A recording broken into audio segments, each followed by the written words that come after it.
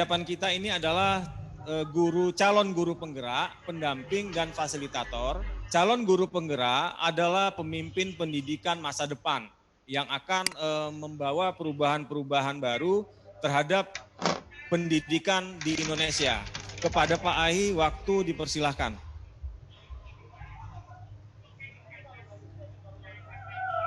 Oke, selamat siang semuanya. Assalamualaikum warahmatullahi wabarakatuh. Salam sejahtera buat kita semua. Om Swastiastu, Namo Buddhaya, salam kebajikan. Rahayu. Bapak, Ibu semuanya, Ibu, Bapak semuanya, terima kasih telah berkumpul bersama-sama, terkhusus fasilitator kali ini, Bapak.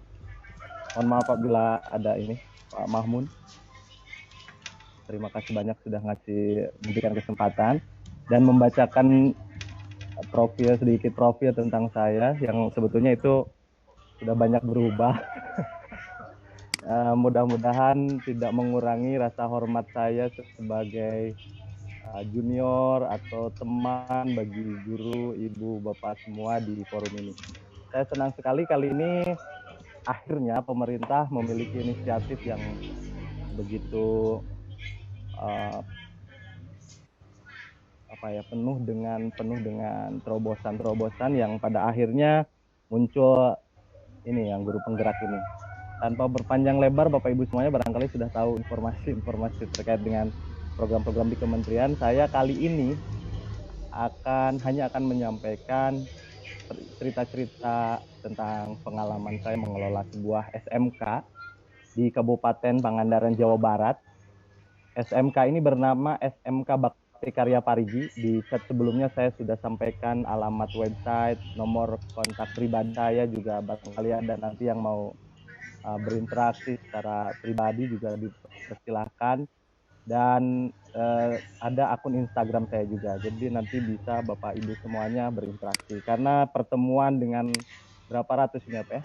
497 orang sementara ini bagi saya tidak akan ada arti yang mendalam, tidak ada makna yang mendalam bila tidak disambung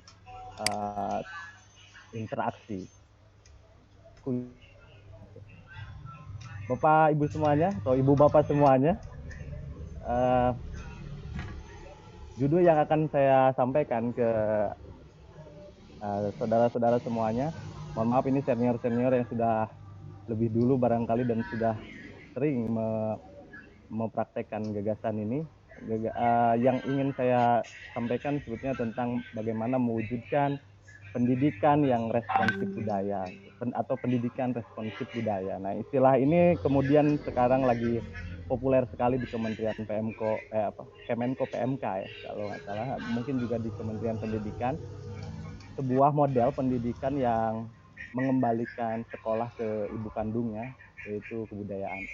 Jadi bagaimana caranya supaya sekolah tidak mengikis habis budaya yang melekat, yang sejatinya sudah melekat di setiap orang, setiap tradisi. Nah, Bapak Ibu semuanya, asumsi yang saya sampaikan saat ini adalah bahwa banyak problem-problem yang ada di sekolah yang itu bermula atau diakibatkan. Jadi ini masalah utama nih penyebab yang dimulai dari sekolah. Jadi sekolah ini asumsi nih ya, sekolah ini sekarang ini berbahaya bagi kebudayaan. Nah, berbahaya kenapa? Formalisme yang ada di sekolah, yang kadang-kadang terjebak juga ke materialisme dan intelektualisme, itu membuat aturan-aturan di sekolah kadang-kadang mengabaikan tradisi-tradisi di lingkungan sekitar sekolah. Seperti contoh misalnya ada gelar hajatan atau ada gelar tanam. Kalau di konteks Jawa barangkali atau di daerah saya konteksnya nanam padi, yang itu bukan hanya nanam padi dari mulai tebar, tandur, ramet sampai ke panen barangkali apa ya. Terus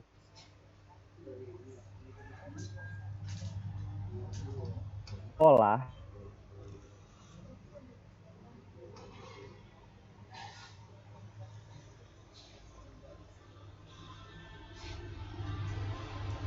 Ini selama ini sekolah itu nggak pada paham misalnya dengan Pranata Mangsa, dengan uh, value-value yang ada di masyarakat setempat sekolah itu gitu. Nah ini yang menjadi keprihatinan kita. Contoh lain misalnya ada orang yang hajatan itu, karena orang hajatan itu kan Pak nggak bisa asa sembarangan. Kalau di kampung di daerah-daerah itu ada hitungannya berdasarkan kesepakatan, misalnya hajatnya hari Senin gitu. Sementara hari Senin anak siswa ini harus sekolah. Pada akhirnya tradisi di sekitaran hajatan itu nggak bisa dia ikuti. Misalnya jam 2 malam bikin dodol kayak gitu. Atau ini konteksnya macam-macam ya, karena yang hadir di sini sudah pasti beragam. Ini mungkin tidak berlaku di beberapa daerah, tetapi umumnya di daerah-daerah itu punya ritual-ritual khusus. Dan rata-rata sekolah, sudah banyak kok sekolah yang melakukan ini, tapi rata-rata sekolah itu tidak mampu fleksibel dengan agenda-agenda seperti ini. Akhirnya siswa-siswa tidak mampu juga berinteraksi dengan lingkungan warga sekitar, lalu membuat dodol aja tidak bisa gitu. Ujung-ujungnya pada saat dia sudah lulus sekolah, sudah S1, mau balik kampung, ngajakin tetangganya saja malu karena nggak pernah ikutan gotong royong. Setelah itu ya supaya cepat nikahannya jangan sampai nggak jadi, misalnya akhirnya beli makanan. Nah, memang negeri ini nggak akan kurang makan kalau nggak ada yang jadi petani misalnya. Tetapi kalau mengandalkan pangan dari luar atau impor, yaitu sama saja dengan kita nggak punya kepribadian yang serius gitu. Dan disitulah sebetulnya substansi dari sekolah responsif budaya untuk mengembalikan apa yang ada yang melekat di tubuh kita, bahkan di sekitar kita. Jangan sampai itu dibuang percuma atau bahkan dianggap bukan hal yang membanggakan, bukan hal yang harus dijaga. Bahasa-bahasa yang bahasa ibu gitu, bahasa daerah yang digunakan jangan sampai itu menjadi bahasa-bahasa yang tidak lagi digunakan lantaran itu tidak berguna gitu atau tidak penting. Akhirnya kita mengadopsi bahasa-bahasa yang dari bahasa luar gitu, lebih bangga menggunakan bahasa dari luar yang sejatinya seperangkat kebudayaannya pun ikut lenyap seiring dengan lenyapnya bahasa itu. Jadi asumsi buruk saya terhadap sebuah praktek pendidikan sebetulnya ini kepentingannya bukan untuk mengkritisi hal yang sangat besar, tetapi justru untuk mengkritisi sekolah di mana saya selenggarakan, yaitu SMK Bakti Karya Parigi. Nah Bapak Ibu semuanya, Ibu Bapak, saya juga tidak akan berlama-lama dalam menyampaikan pemaparan ini. Mohon izin untuk sedikit menunjukkan dari presentasi yang ya saya yakin tidak akan lama, jadi santai.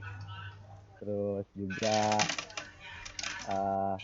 mudah-mudahan nanti mudah juga di terawang begitu. Mewujudkan pendidikan responsif budaya itu sebetulnya saya jalankan lewat program kelas multikultural, merayakan kebinekaan di sekolah. Nah, kelas multikultural ini sebuah program di SMK Bakti Karya Parigi. Kami jurusannya multimedia kalau jurusannya. Tetapi ini program kelas multikultural ini untuk mendekatkan siswa-siswa dari berbagai macam daerah, berbagai macam latar belakang, baik itu suku, budaya, agama, etnis, ras gitu ya, untuk bertemu bersama-sama di sekolah kami dan melakukan pembelajaran yang sebetulnya pembelajaran tidak terbatas ruang dan waktu juga di SMK Bakti Karya, dan mereka tinggal di Kampung Nusantara.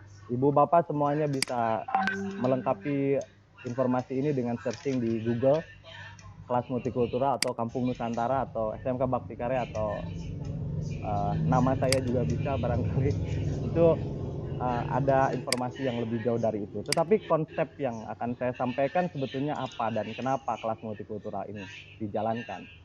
Nah, kelas multikultural sendiri sebetulnya by definition kami buat dari istilah multikulturalnya sendiri, bagaimana kita belajar menerima, mengapresiasi, memberi tempat dan melindungi keragaman, terutama keragaman yang ada di Indonesia. Nah, bagaimana keragaman ini dipahami bukan hanya sebatas sesuatu yang dianggap mengganggu pada akhirnya harus disamakan atau dibuat sama, tetapi keragaman ini justru harus diterima sebagai sebuah berkah gitu, sebagai sebuah rahmat, sebagai pemberian fitrah dari Tuhan Yang Maha Kuasa, dan setelah itu dirayakan sama-sama, disyukuri begitu. Setelah itu diberi tempat, karena menerima tanpa memberi tempat itu nggak enak.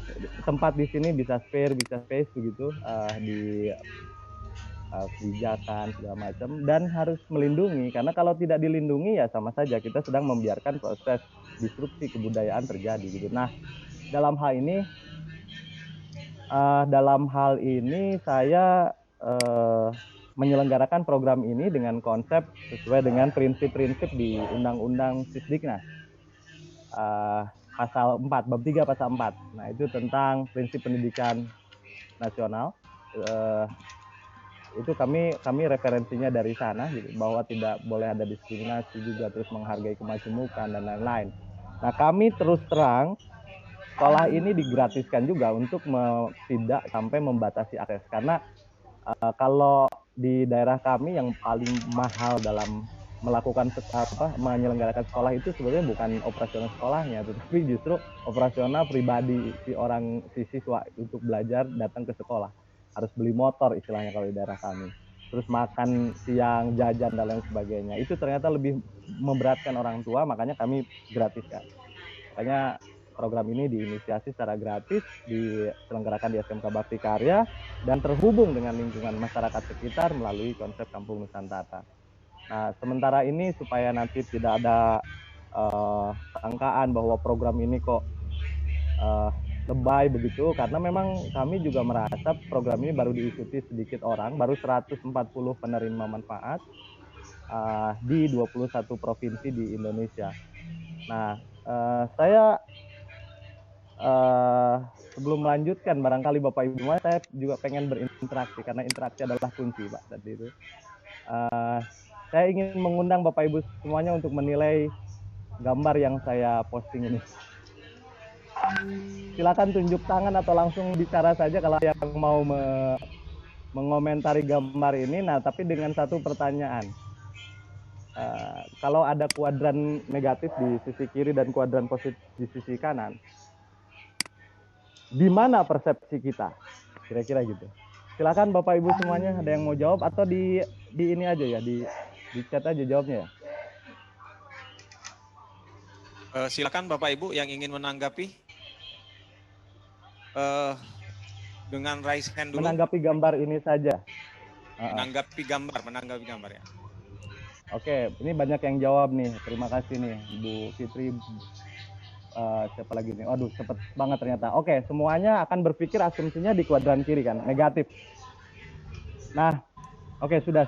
Yang sudah jawab sudah, barangkali ada yang ini. Tapi rata-rata mungkin akan berpikir negatif, karena apalagi di taman mau maghrib gitu ya, sore-sore, itu pasti pikiran kita itu sudah sangat pasti udah inilah. Nah, tetapi ini bisa sangat berubah secara drastis bila mana kita nyebut ada satu kalimat saja, misalnya mereka adik kakak. Maka asumsi seperti ini akan buyar kan, dari negatif yang tadinya di sebelah kiri misalnya, geser kan jadi netral gitu. Oh, ini bukan masalah karena adik kakak gitu. Jadi lagi apa gitu kan adik kakak. Begitu kita kasih satu informasi lagi, misalnya tadi siang bapak ibunya itu baru saja kecelakaan dan meninggal, maka yang tadi di kuadran negatif sekalipun itu sudah pasti akan berarah ke kuadran yang positif yang sebelah kanan. Nah, ilustrasi seperti ini bagi saya lumrah sekali dalam pendidikan kita, karena kebanyakan di dalam pendidikan yang kita pakai itu asumsi, kadang-kadang bukan fakta, dan kadang-kadang narasi yang dibangunnya itu narasi yang tidak menumbuhkan, narasi yang tidak menyuburkan, atau narasi yang tidak menggerakkan. Banyak sekali di sekolah saya temukan, bahkan menginventarisir sekitar 60 kasus cerita-cerita yang umum dan lumrah disampaikan oleh guru-guru, yang itu ternyata mengerdilkan, bahkan mengebiri, atau istilahnya bahkan membunuh potensi siswa. Satu di antaranya misalnya pada saat ada siswa yang sedang bertanya begitu, bertanya berkali-kali atas alasan penyetaraan atau kesetaraan misalnya, si guru, udah kamu jangan banyak nanya dulu, yang lain dulu gitu.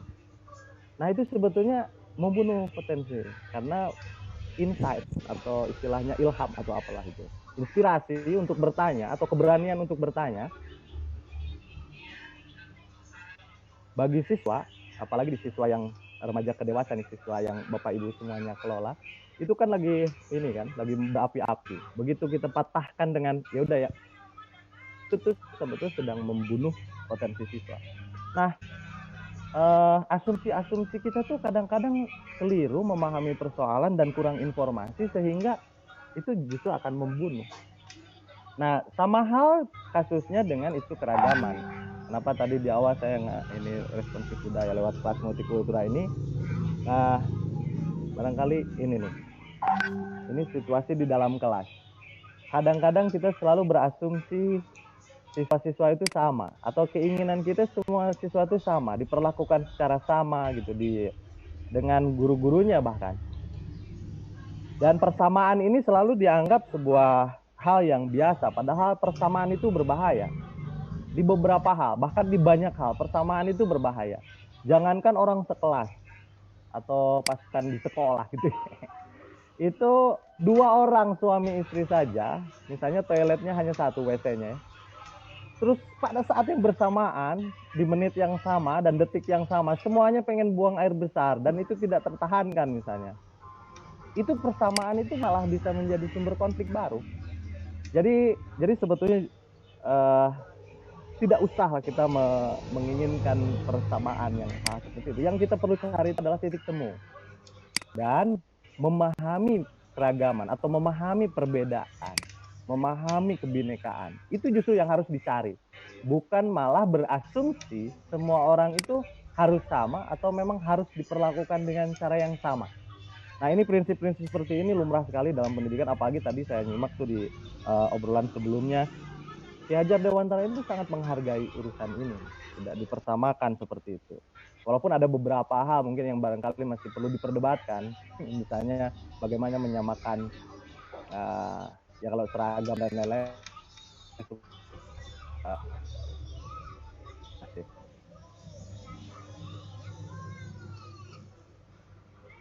Ini kasus yang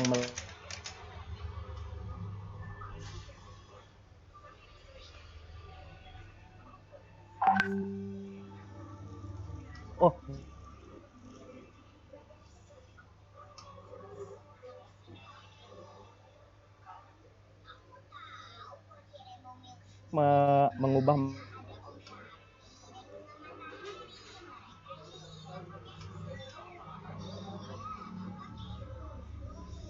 atau kelihatan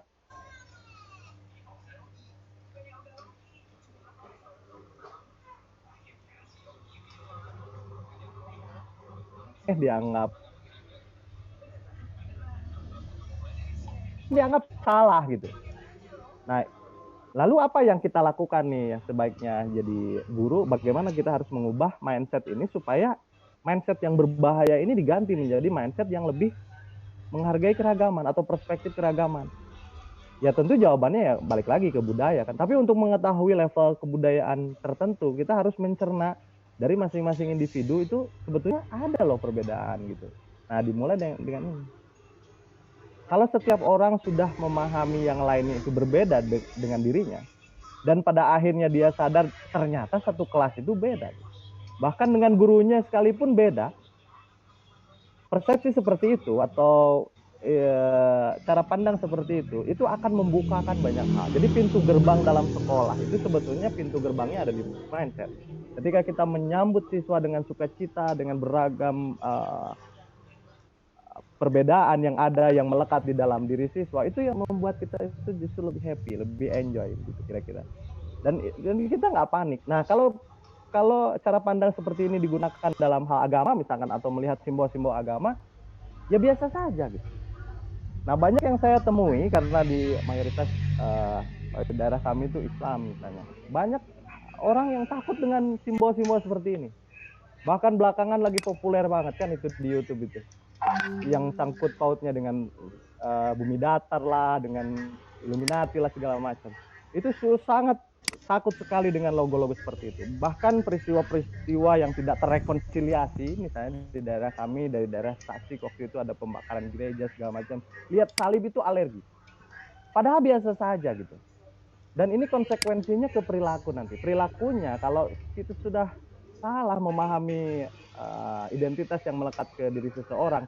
Begitu agamanya berbeda, muncul, awas, waspada, awas, nanti dia melakukan misi-misi tertentu kayak gitu. Itu selalu curiga yang dibangun. Dan ini yang membuat sistem pendidikan kita juga di sekolah kadang-kadang kalau kita punya perspektif seperti ini, justru mengajarkan secara tidak langsung itu mengajarkan intoleransi, mengajarkan anti keberagaman, bahkan mengajarkan anti ideologi Pancasila misalnya. Nah ini yang justru menjadi tantangan kita, ini problem yang sangat serius, dan problemnya itu bukan problem fisik kelihatan bentuknya dan bisa diperbaiki kapan saja gitu. Ini problemnya ada di dalam pikiran orang, di dalam mindset seseorang. Yang kalau ini tidak diperbaiki, itu tidak terkonfirmasi terus-terusan, itu justru sangat berbahaya, apalagi sampai membuat kebijakan-kebijakan yang justru kontradiktif. Nah, lalu apa yang kami lakukan di SMK Bakti Karya? Karena tadi asumsinya itu jangan sampai siswa-siswa ini punya cara pandang yang sempit, terus tidak terbuka pikirannya, takut dengan simbol yang lain, takut dengan keragaman dan lain sebagainya. Cara melakukan supaya siswa-siswa itu menjadi terbuka adalah dengan yang paling mudah dan paling murah adalah dengan mengembalikan sekolah sebisa mungkin ke dekat alam atau ke sedekat-dekatnya dengan kebudayaan. Jadi kami bikin acara yang fleksibel ini di sekolah. Setiap hari Sabtu bikin kelas profesi, siapapun bisa datang isi acara. Lalu di sekitaran sekolah kita tumbuhkan supaya suasana nuansa ekologinya itu terbangun. Cara pandang yang ekologis terbangun. Lalu dari sisi kebudayaannya kita juga lebih banyak mengizinkan siswa-siswa yang kalau misalnya mau ikut tandur atau mau ikut hajatan atau mau ikut apapun, silahkan eksplor di lingkungan masing-masing. Bahkan yang paling ekstrim sekarang yang sedang kita lakukan, dalam satu semester kita hanya punya kewajiban siswa masuk ke kelas itu 3 bulan, teori dan praktek. Nah, 3 bulannya lagi itu tidak punya kewajiban datang ke sekolah. Sistem absensinya diganti dengan cara yang lebih masuk akal gitu, yaitu tadi pendampingan. Terus siswa-siswa bikin namanya vocational balancing program, itu supaya ilmu yang diperoleh atau yang sudah dipelajari siswa berguna bagi sekitar. Akhirnya kita untuk semester ini misalnya, karena kita baru mulai semester ini, baru kelas 12, yang kelas 12 ini mendampingi UMKM di sekitar desa kami. Kami kerjasama dengan banyak UMKM yang kena pandemi juga gitu. Akhirnya pesanannya menurun terus. Padahal UMKM itu yang paling sustain. Nah, kami coba untuk menggunakan kekuatan yang ada di siswa, pemahaman tentang multimedia untuk membuat akun Instagram gitu tentang UMKM-nya. Lalu di akun Instagram itu kita rancang Desember ini sampai 30 akun UMKM di Desa Cinta Karya, Kecamatan Parigi, Kabupaten Pangandaran, dan nanti akan dicoba masuk ke marketplace. Tentu saja kita sudah coba di website kami di SMK Bakti Karya Parigi, www.sbk.sch.id. Nah, saya tidak akan mungkin menjelaskan satu-satu, tapi poin penting dari perubahan mindset ini sebetulnya dalam pembelajaran, karena dalam definisi pendidikan itu kan jelas, upaya sadar terencana supaya suasana belajar dan proses pembelajaran. Nah, dua hal itu kami fokuskan, bisa mengembangkan potensi siswa. Makanya prinsip belajar bersama, 70% praktek, interaksi, yang lebih-lebih bahkan ke hal-hal yang sifatnya ekologi, budaya gitu. Dan lebih banyak sebetulnya menempatkan siswa sebagai pelaku utama, kira-kira begitu. Seperti yang saya janjikan, saya tidak akan berpanjang lebar. Ini ada kutipan yang menarik saya kemarin pada saat nonton YouTube Cap-Capung. Nggak sengaja. Dan ini ternyata selaras dengan apa yang saya alami juga. Berubah itu beresiko memang. Bapak Ibu semuanya sebagai calon guru penggerak, berubah itu beresiko. Apalagi yang diubah itu kan sistem di dalam sekolah dengan hierarki yang sudah sangat kolot gitu. Tapi tidak berubah itu lebih beresiko. Nah, ini cukup sekian saja sementara dari saya. Bapak moderator, mudah-mudahan ini bisa karena untuk menjelaskan hal seperti ini ke guru-guru sebetulnya saya merasa tidak pantas, merasa belum pantas. Saya juga sedang belajar, apalagi background saya bukan sarjana pendidikan, dan saya nyemplung di sekolah juga guru sejak tahun 2013, tapi gurunya waktu itu belum diakui karena belum ada NUPTK kan. Tapi 2013 saya terlibat sebagai pendidik. Pendidik itu lebih fleksibel, bukan hanya guru dosen, tapi pendidik. Dan saya menemukan bahwa ternyata yang paling penting dalam menawarkan atau mewujudkan pendidikan yang responsif budaya adalah persoalan komunikasi. Persoalan komunikasi. Lagi-lagi persoalannya komunikasi. Bagaimana berkomunikasi sama penyelenggara sekolah, dengan lingkungan masyarakat, dengan siswa-siswa, dengan alam semesta sendiri yang bukan hanya tumbuhan dan hewan. Batu-batu pun beragam, batu-batu pun punya tempatnya sendiri. Nah, jangan sampai manusia seperti saya justru tercerabut dari ke keragaman yang sudah melekat di saya dan budaya yang sudah melekat di saya, karena melawan hukum seperti itu, misalnya kita mau, itu akan berbahaya. Kalau melepas apa yang sudah menempel di kita, dilepas-lepas, itu juga nanti berbahaya. Disitulah saya pikir kebudayaan Indonesia akan maju berkembang, artinya setara dengan kebudayaan lain, kalau mentalitas dan cara berpikir kitanya atau warga masyarakatnya terbuka dan bisa diubah atau bisa dibukakan sejak di sekolah. Jadi selamat berjuang kawan-kawan guru semuanya untuk juga bersuka cita mencari metode gaya komunikasi terbaik untuk mewujudkan pendidikan yang responsif terhadap budaya. Bukan hanya budaya lokal ya, tetapi budaya yang kita banyak suku nih, budaya Nusantara bahkan budaya dunia. Terima kasih Pak Moderator, mohon maaf. Terima kasih Pak Ai atas paparannya ya, sangat inspiratif dan menggugah kita semua. Sekarang kita melihat dulu video yang akan diputarkan oleh Mas Fajar ya. Silakan Mas Fajar.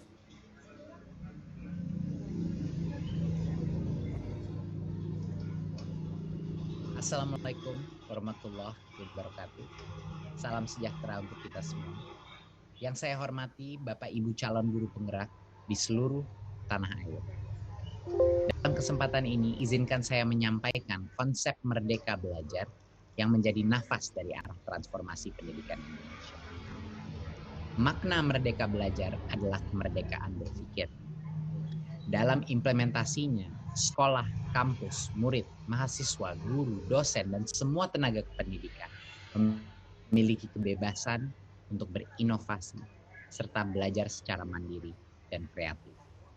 Selama ini banyak orang berpandangan bahwa transformasi pendidikan hanya bisa dilakukan oleh pemerintah saja atau berdasarkan kurikulum saja. Namun melalui pemahaman makna Merdeka Belajar, keleluasan sistematis yang diciptakan diharapkan bisa mentransformasi pendidikan Indonesia agar menjadi lebih baik. Transformasi yang diharapkan dari serangkaian kebijakan Merdeka Belajar adalah pada ekosistem pendidikan, guru, pedagogi, kurikulum, sistem penilaian yang secara holistik berpusat kepada murid. Melalui Merdeka Belajar, kita ingin menghadirkan Indonesia dan mewujudkan Indonesia maju yang berdaulat tanya.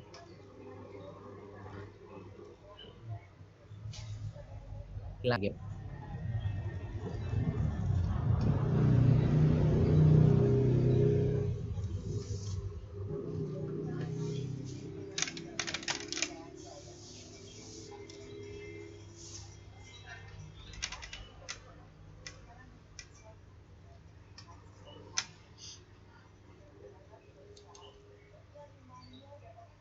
Ini 2020.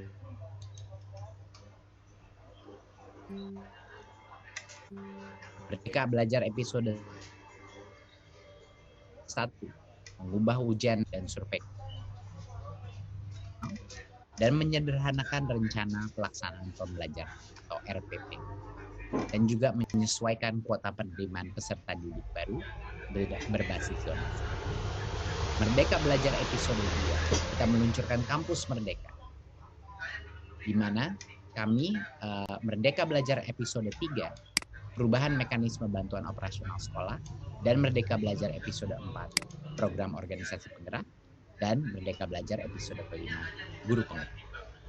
Semua ini kita lakukan secara gotong royong dalam semangat Merdeka Belajar, merupakan prinsip keberlanjutan untuk mencapai critical mass atau batas minimum perubahan 20%, sehingga sistem pendidikan dapat beroperasi secara mandiri dan tidak dapat diputarbalikkan ke kondisi semula.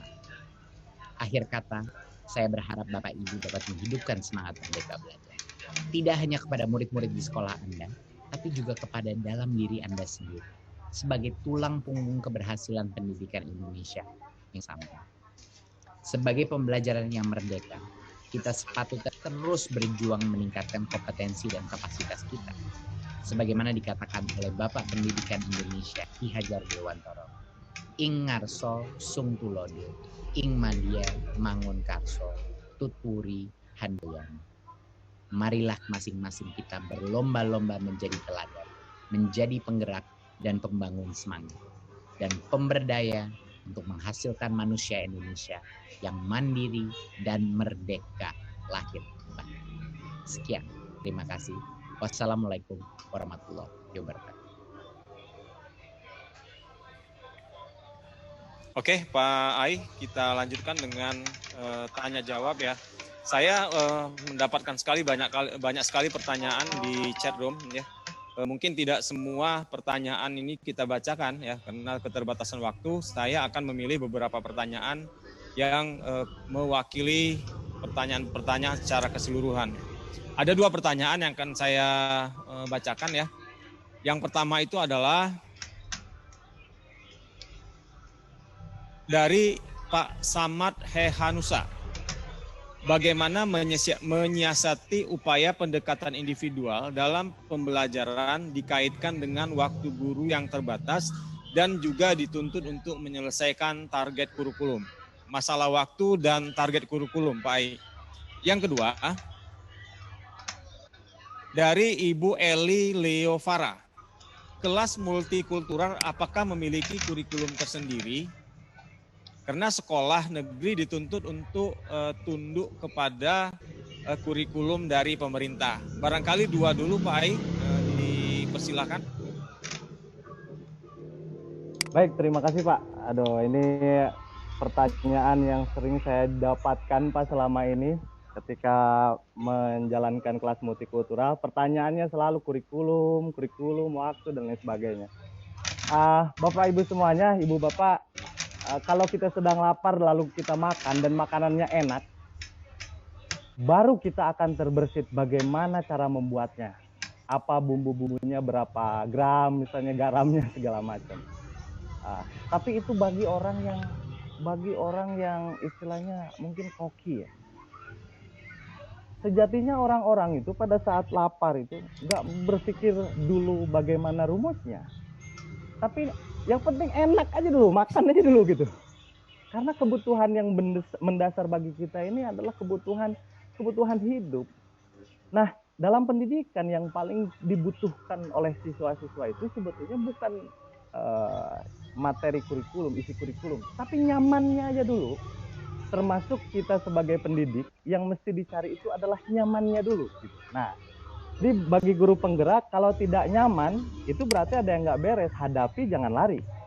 Tetapi orientasinya, kita nyari pendidikan yang sangat menyenangkan, yang kalau bisa semuanya seperti di taman saja. Makanya kelas kami itu nggak ada di kelas 10, kelas 11, kelas 12 gitu Pak.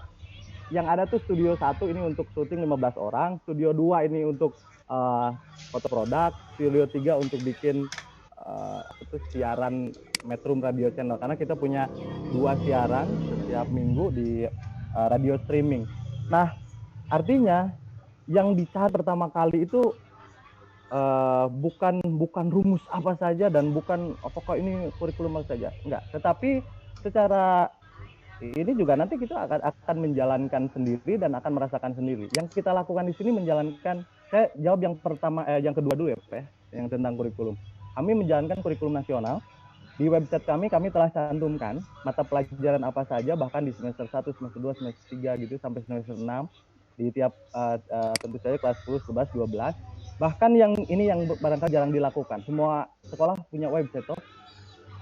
Apakah kita benar-benar berniat membuat website itu cuma sebagai alamat parkir di internet, atau memang untuk melakukan transformasi digital?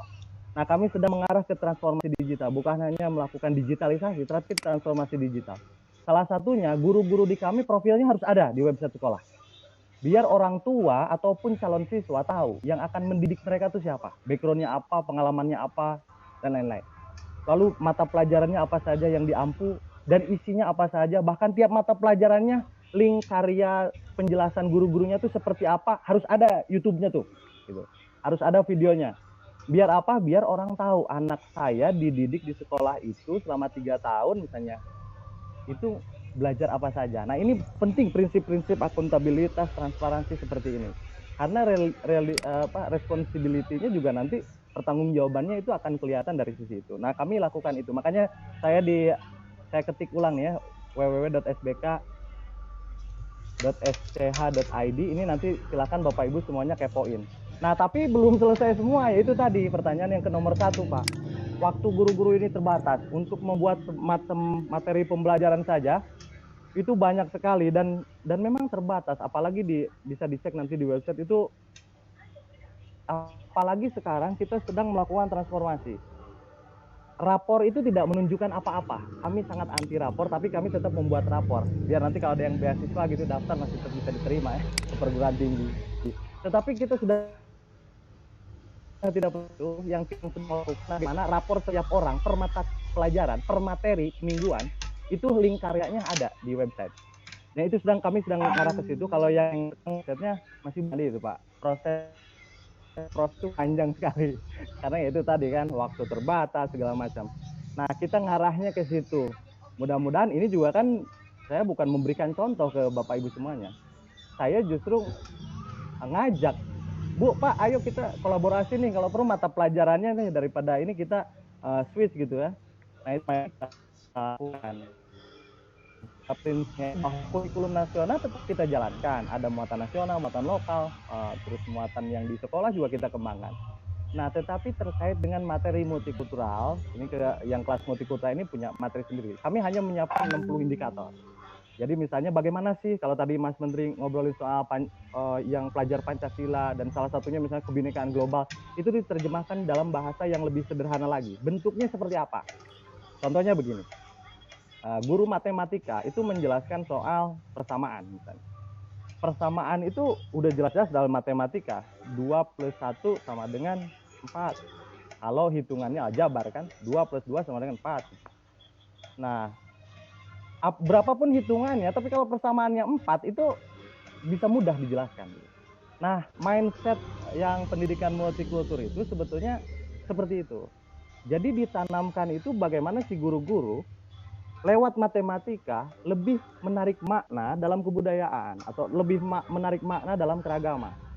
Jadi misalnya cerita-cerita yang disampaikan pada saat menjelaskan itu menggunakan penggambaran-penggambaran itu yang mudah dipahami siswa berdasarkan pengalaman. Misalnya di tempat saya ini kan ada siswa Pak dari suku Abun, misalnya yang dari Papua, suku Abun, suku Dani atau Hubula gitu, sama suku Serawai. Mereka kan baru pertama kali ketemu di tempat kami. Dipikirnya Papua itu satu suku dan semuanya sama. Bahasanya pun ternyata nggak ada yang nyambung, suku Abun sama suku Dani itu. Nggak ada yang nyambung satu kata pun Pak, kecuali yang bahasa Indonesia. Nah, begitu ketemu di situ, kan kita agak susah ya nyebut 1 tambah 1 sama dengan 2 misalnya. Kalau dalam konteks budaya, Abun sama dengan suku Dani gitu, itu tidak berarti jadi sama gitu. Tidak akan pernah jadi sama.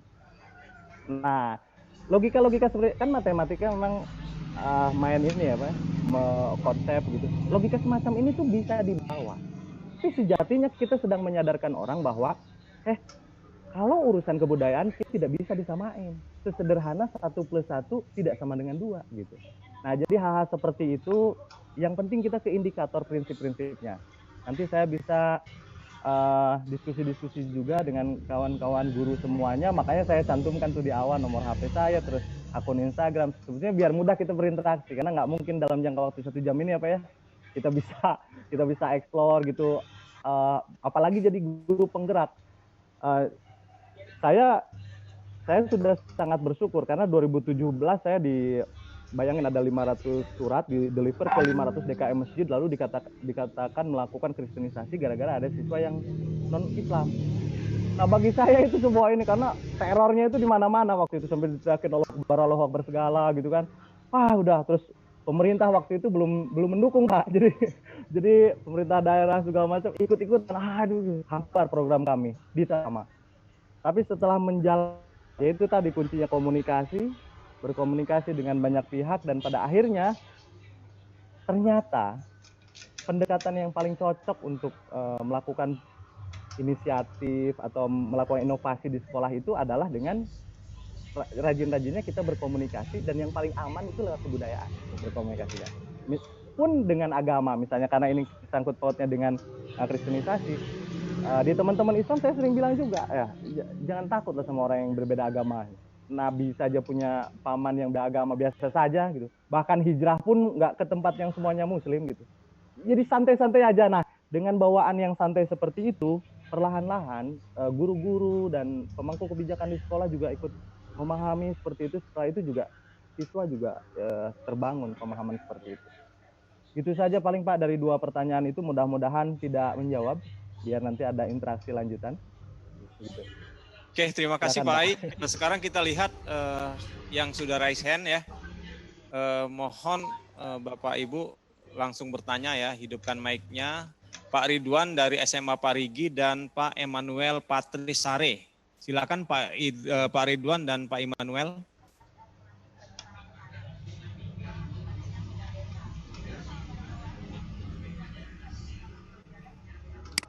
Halo Pak Ridwan.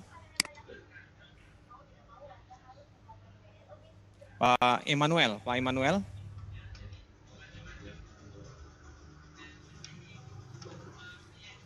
Oke, Pak Ai, kita lanjutkan. Ada beberapa pertanyaan lagi. Kita masih punya waktu ya, lebih kurang 7 menit lagi. Halo. Ada pertanyaan dari. Halo, selamat. Oh ya, Pak Emmanuel, silakan Pak Emmanuel.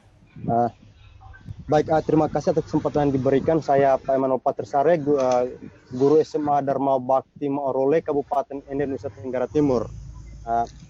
Menarik yang dijelaskan oleh Pak Ai tadi menyangkut dengan kurikulum yang diterapkan di SMK Bakti Karya Parigi. Sekarang yang sedikit menjadi satu problem, menjadi satu tantangan bagi kami guru-guru SMA.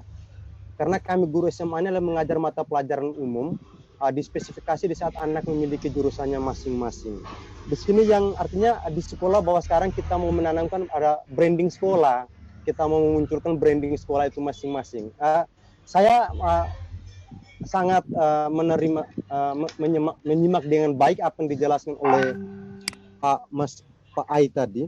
Di sini yang ingin saya meminta penjelasan supaya kami di SMA bisa membangun komitmen bersama. Karena dalam setiap semester itu kami mau tidak mau mengikuti kurikulum nasional. Sedangkan keselarasan antara mata pelajaran satu dan mata pelajaran setidaknya kita membutuhkan kesamaan kalau kita mau memunculkan satu branding sekolah begitu. Jika kita masukkan dalam satu kurikulum, mungkin ada solusi, mungkin ada strategi apa yang bisa dijelaskan untuk kami yang SMA. Kalau SMK sudah pasti bahwa kita mengajarkan anak untuk siap kerja di lapang. Sedangkan untuk SMA masih membutuhkan proses. Oke, terima kasih Pak Emmanuel ya.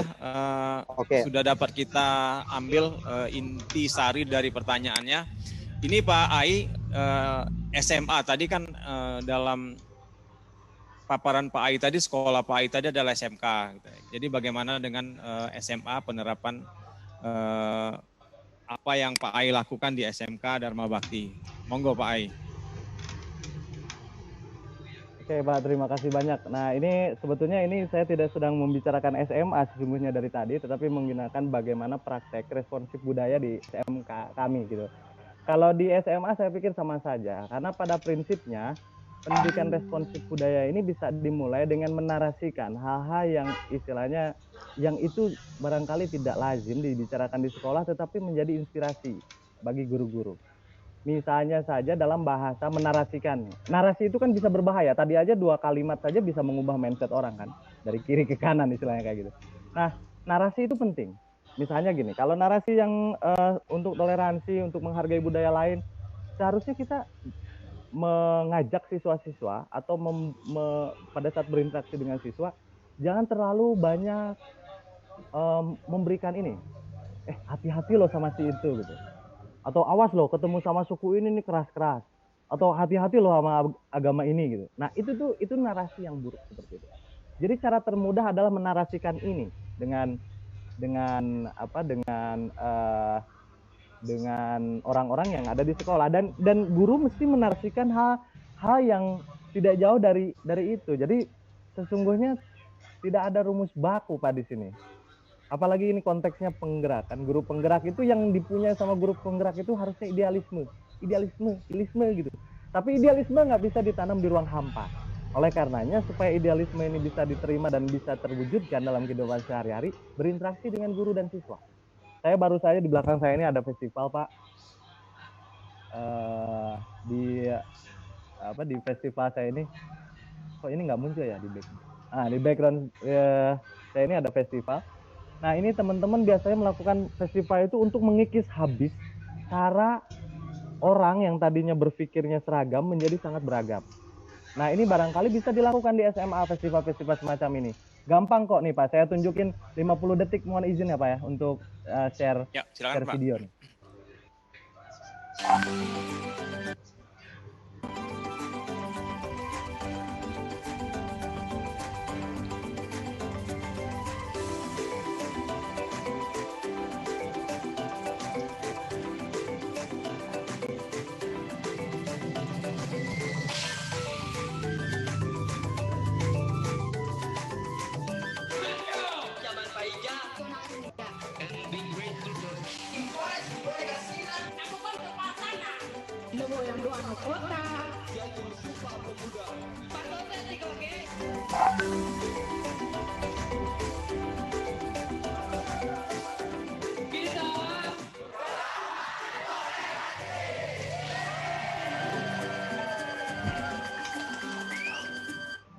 Nah itu yang barusan sudah diputar itu peristiwa festival tahun-tahun sebelumnya.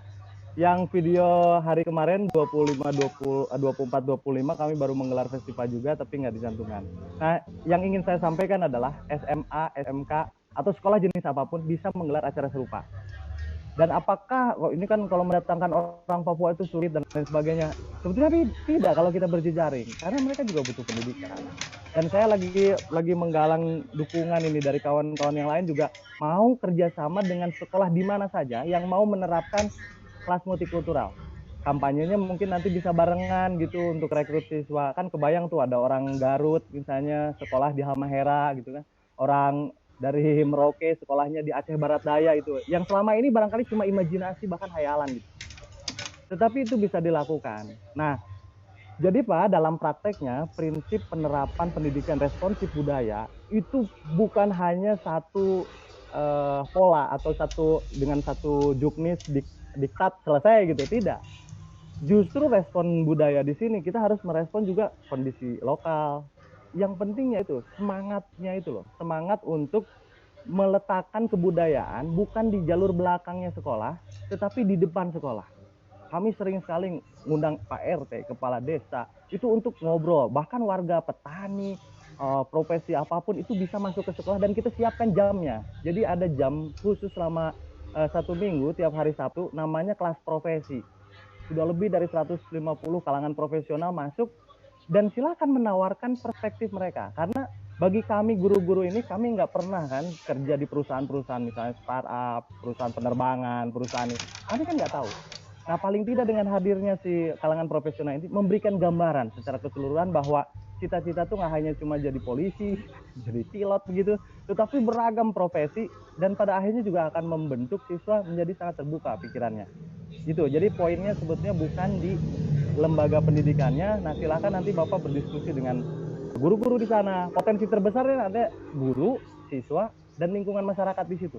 Itu potensi terbesar. Sering-sering ajak ngobrol, nanya nomor HP. Jadi kalau kami di sekolah ini nggak bisa tuh ada tamu misalnya, tapi dia nunggu ditanya dulu baru salaman gitu, atau nunggu dijulurin tangan baru salaman. Saya selalu bilang di awal kalau kita ingin membuka pikiran kita, sejatinya yang paling mudah yang kita lakukan adalah kita jadi manusia. Manusia ketemu manusia senyum. Jadi kalau senyum duluan, kita julurin tangan duluan. Kita nanya duluan. apalagi kalau jadi guru, digugu dan ditiru, ya kita harus memberikan contoh duluan.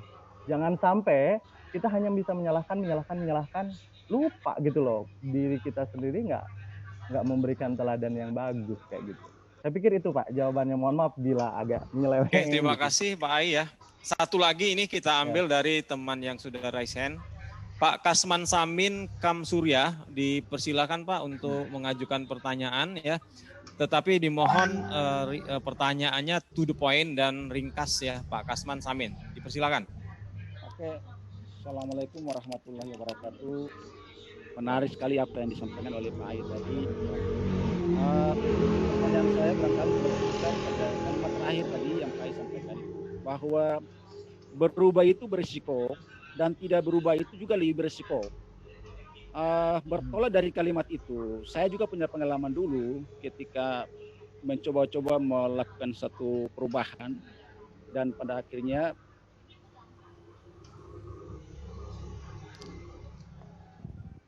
halo, ya. Ya Pak Boleh Kasman, saya lanjutkan, silakan Pak? Pak Kasman lanjutkan. Ya, okay, ya. Saya ulang lagi bahwa bertolak dari kalimat yang Pak Ai sampaikan tadi terkait dengan berubah itu berisiko, bahkan tidak berubah pun lebih berisiko. Ini pengalaman ini saya pikir ini satu kalimat yang mungkin punya pengalaman yang Pak Ai sampaikan. Ya, jadi pertanyaan saya, coba Pak Ai bisa menceritakan pengalaman Bapak terkait dengan kalimat itu. Mungkin ada sesuatu yang pernah terjadi, apakah itu pengalaman yang pahit atau pengalaman yang seperti apa, sehingga ini menjadi inspirasi bagi teman-teman guru di daerah yang sebagian besar CGP ini yang mungkin belum punya pengalaman terkait dengan apa yang Pak Ai sampaikan tadi. Barangkali itu siapa yang saya sampaikan. Terima kasih. Oke, terima kasih Pak Kasman. Pak. Ya, silakan Pak Ai. Untuk pertanyaannya nggak terlalu ekstrim gitu ya. Jadi saya juga jawabnya bisa sangat santai Pak. Contohnya tentu saja apa yang saya alami selama ini Pak. Salah satunya saya ini nggak bikin sekolah, nggak membuat sekolah. Tapi jadi ketua yayasan itu di usia 25 tahun saat itu. Dan kepala sekolahnya baru 22 tahun, guru-gurunya itu di bawah 22 tahun kira-kira gitu. Nah, saya mau memungut sekolah yang mau bangkrut. Jadi didirikan 2011, mau bangkrut 2013. Saya pertama kali nyebur di sekolah itu, waduh kondisinya memprihatinkan. Bahkan nggak ada toilet di sekolahnya diusir ke sana kemari sampai di gudang sekolah, di gudang kelapa, bekas gudang kelapa. Tapi waktu itu saya ngajar tanpa tanpa berpikir macam-macam. Ini gimana caranya ada 20 siswa jangan sampai bubar, karena kalau dia nggak di sekolah itu dia akan putus sekolah. Daripada putus sekolah, sentuhan pendidikannya di mana gitu loh. Makanya mendingan ya udah dipertahankan sekolah itu tanpa uang. Nah, beberapa tahun kita jalanin, ya udah kita jalanin aja. Di tahun 2016 ada ide nih lebih kenceng lagi nih. Malum lah anak muda kan. Waktu itu kita undang siswa yang datang itu dari daerah-daerah konflik, dari 6 provinsi. Datang. Duitnya dari mana? Nggak ada Pak. Waktu itu kami cuma bikin halaman kampanye saja. Waktu itu baru muncul di kitabisa.com. Kita kampanye. Tetapi itu kekuatan baik, energi baik di luar kami penyelenggara sekolah itu ternyata banyak banget. Jadi ternyata orang yang peduli pendidikan, kalau siswa kita sekarang dari kelas 1 SD sampai 3 SMA, SMK ada 60 juta, orang yang merasakan manisnya pendidikan itu ternyata lebih banyak. Dan saya menggunakan satu filosofi yang sederhana pendekatannya. Modernitas itu hanya mengantar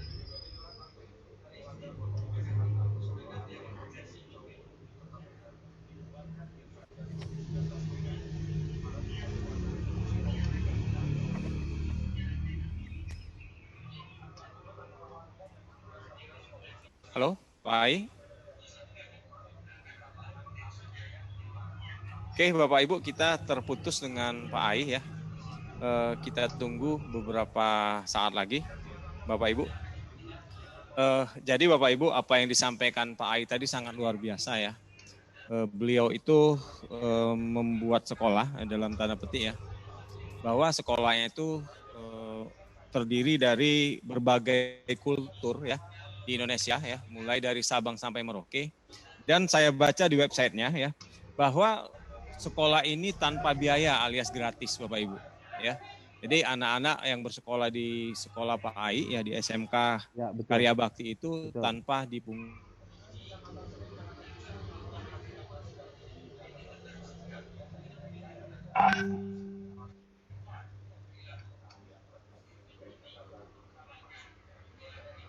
Wah, ini gangguan dari siapa? Biaya sepeser pun bagi siswanya sangat. Halo Pak Ai. Halo, halo. Oh iya Pak, mohon maaf ini, aduh gangguan jaringan ini. Oh ya Pak Ai, silakan lanjutkan Pak Ai. Nah, enggak, tadi sebetulnya gambarannya sudah ada lah. Jadi kami hanya mengandalkan kekuatan publik Pak. Banyak orang yang mau memberikan energinya datang ke sekolah atau mendukung sekolah atau bahkan berdonasi. Kami mulai waktu itu hanya dengan 95 orang yang berdonasi 50.000 per bulan Pak. Nah, baru kita nyari gitu waktu itu asramanya, setelah tiketnya dapat asramanya, sampai gurunya yang nggak dibayar-bayar itu sampai lama sekali. Akhirnya di tahun pertama gaji guru kita tuh cuma 3 juta Pak. Untuk 13 guru waktu itu. Jadi memang 3 juta itu dibagi rame-rame. Jadi hutang kita di bank itu sampai lebih nyebrang ya ratusan juta Pak. Untuk yang nggak ratusan sih, maksudnya 100 juta lebih lah kira-kira. Tapi itu kita ambil karena kalau kita biarkan, apalagi nggak membuat program seperti ini, saya khawatir dengan bangsa saya sendiri. Ini bukan persoalan kebangsaan dan keindonesiaan memang. Ini persoalan saya bahkan. Saya sering bilang sama istri saya, apa guna punya anak gitu, apa guna punya rumah, kalau orang-orang berpikirnya intoleran, diskriminatif, bahkan cenderung destruktif, menghancurkan itu. Ada bom di mana-mana kan nggak enak. Nah, daripada kita nggak ada jembatan-jembatan lintas suku ini, mendingan saya terlibat deh dalam urusan bikin sekolah untuk membuat banyak jembatan. Kira-kira sesederhana itu pikirannya Pak. Jadi ini tuh untuk kepentingan pribadi saya juga. Saya nggak mau 10 tahun, 20 tahun yang akan datang Indonesia pecah, apalagi sampai konflik bersaudara begitu, hanya lantaran hal yang kita tidak melakukan apa-apa sekarang. Itu ya bagi saya makna dari yang kalimat terakhir tadi.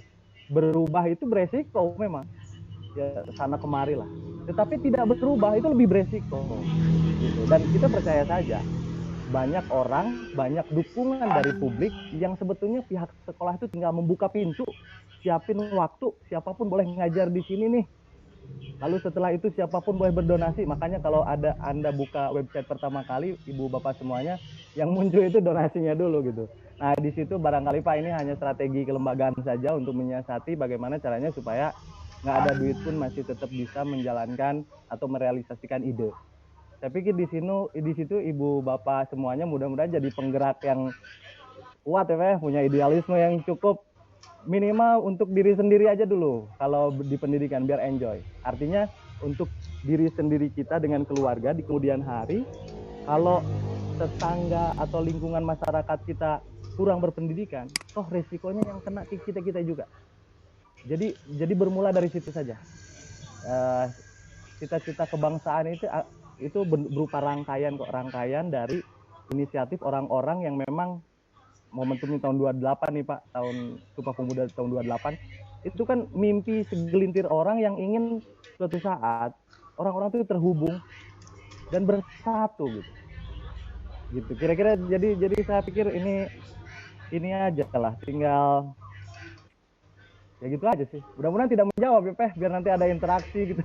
Kita bisa teleponan lebih lanjut atau WhatsApp lebih lanjut lah cerita-cerita. Begitu Bapak moderator, mohon maaf ini kesorean. Oke, terima kasih Pak Ai, sangat menginspirasi. Di room kita saat ini Pak ada 615 orang, luar biasa ya. Bapak telah menggugah, menginspirasi lebih kurang 115 orang calon guru penggerak, pendamping dan fasilitator. Karena keterbatasan waktu kita sudah, ya Pak. Ada, mohon maaf ini Pak, ada link YouTube-nya nanti biar bisa di-share juga ke teman-teman saya yang lain gitu. Oh ya Pak, nanti kita berikan rekamannya Pak. Ya, Pak Ai sangat menginspirasi ya. Ya, banyak sekali yang bisa kita dapatkan dari paparan tadi. Ya, saya paling menggugah dari berbagai poin-poin penting ya. Yang paling menggugah adalah ya seperti dikatakan di chat-chat teman-teman ya, pentingnya mengubah mindset, itu yang pertama. Yang kedua, menghargai keberagaman ya. Pentingnya mengubah mindset dan menghargai keberagaman. Kita sudah lewat waktunya 16 menit Pak, sangat bagus sekali menginspirasi teman-teman. Terakhir saya minta pesan Bapak kepada calon guru penggerak sebagai penguat ya. Monggo Pak. Benar Pak. Ini saya simpan link chatnya ini buat saya pelajari nanti. Oke, Bapak Ibu semuanya, pembelajaran sepanjang hidup kan yang lebih penting sebenarnya bagi kita semua. Tidak ada guru yang benar-benar bisa menjawab problem seluruh masalah pendidikan. Saya ngutip justru dari Romo Mangun. Kalau kita ingin menyelesaikan persoalan bangsa ini dan merasa kita bisa dengan sendiri menyelesaikannya, itu sombong sekali. Tapi justru kita hanya akan bisa menyelesaikan masalah-masalah kecil. Nah, saya pikir guru-guru penggerak itu tidak perlu juga untuk terlalu ambisius gitu menyelesaikan masalah-masalah yang besar jika masalah-masalah yang kecilnya tidak terselesaikan. Dan masalah yang kecil itu ada di sekolah-sekolah itu. Jadi anggap saja itu masalahnya kecil, tetapi kalau dibiarkan, dampaknya itu akan besar. Jadi ini adalah panggilan jiwa sesungguhnya bagi para penggerak. Jangan sampai kita lari dari persoalan yang ada di sekolah kita, misalnya gara-gara kepala sekolahnya killer gitu kan, gara-gara dinasnya nggak fleksibel atau gara-gara kementeriannya misalnya nggak nyampe-nyampe ke sekolahnya gitu. Itu masalah, jadi hadapi aja. Yakin loh orang-orang di kementerian itu punya cara berbuat baik. Cuma satu ini Pak, sedikit lagi. Monyet temenan sama ikan, bersahabat. Suatu saat mendung, si monyet ngasih khawatir akan ada badai. Akhirnya si ikan itu dia angkat ke atas pohon. Begitu badainya sudah selesai, monyetnya mau nyemplungin ini lagi ikan ke air, ikannya sudah mati.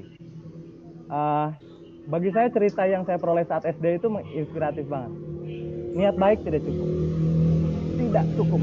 Perlu, sangat perlu, tetapi tidak cukup. Kadang niat baik itu bisa menyakiti, bahkan bisa membunuh. Nah, guru penggerak hanya satu tugasnya. Jangan sampai metodenya keliru, jangan sampai komunikasinya keputus, jangan sampai komunikasinya keliru, karena niat baik apapun di dalam kelas, seperti tadi yang saya ceritakan di awal, ada orang yang bertanya, jangan dipaksa berhenti, karena itu mungkin akan membunuh potensi siswa. Saya pikir itu saja Pak, mohon maaf ini banyak ini kesalahan di sana sini. Terima kasih banyak atas kesempatannya. Semoga 607 lebih guru yang ada di forum kita kali ini benar-benar bisa menjadi penggerak. Oke. Terima kasih banyak Pak. Terima kasih Pak. Terima kasih sekali Pak Ai Hidayat ya atas paparannya ya. Kita sangat terinspirasi oleh apa yang dilakukan oleh Pak Ai. Teman-teman guru penggerak ya, saya juga mohon maaf kalau ada pertanyaan di chat yang tidak terjawab ya. Itu barangkali bisa kita diskusikan dengan fasilitator di ruang-ruang kelas kita nanti ya, untuk ditindaklanjuti ya. Sekali lagi terima kasih, mohon maaf yang sebesar-besarnya kalau ada kata-kata yang kurang berkenan. Saya akhiri, wabillahi taufiq wal hidayah. Assalamualaikum warahmatullahi wabarakatuh.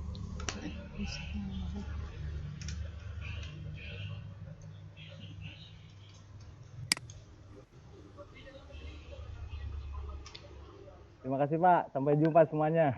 Saya mohon izin live. Oh ya, tuh ada nomor HP saya ulangi.